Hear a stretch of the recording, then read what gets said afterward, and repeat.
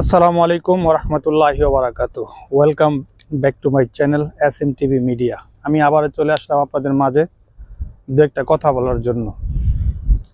আমরা যখন কোনো দোকানে যাই তখন আমরা কিভাবে দোকানদারের কাছ থেকে কোনো কিছু চাইবো, কারণ দোকানদার তো বিদেশে বাংলাদেশিরা কম থাকে, বিশেষ করে ক্যাশিয়ারে ইংরেজি লোকই বেশি থাকে, সেই জন্য আমাদেরকে ইংলিশে কথা বলতে হয়।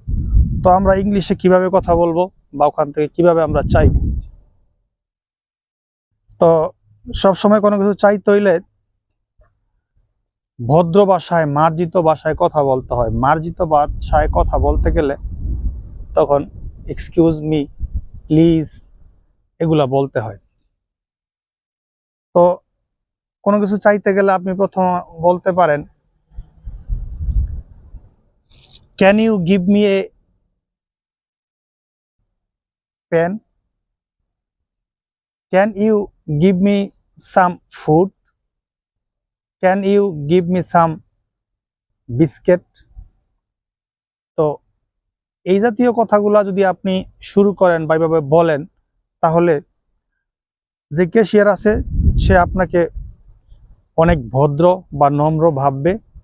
তো আপনারা এইভাবে কথা বলে আপনাদের প্রয়োজনীয় জিনিসপত্র আপনারা কিনতে পারবেন এবং সহজে সমাধান করতে পারবেন, কোনো সমস্যা হবে না। ভিডিওটা ভালো লাগলে অবশ্যই লাইক, কমেন্টস অ্যান্ড শেয়ার করবেন। আল্লাহ হাফেজ। আসসালামু আলাইকুম ওয়া রাহমাতুল্লাহি ওয়া বারাকাতুহু।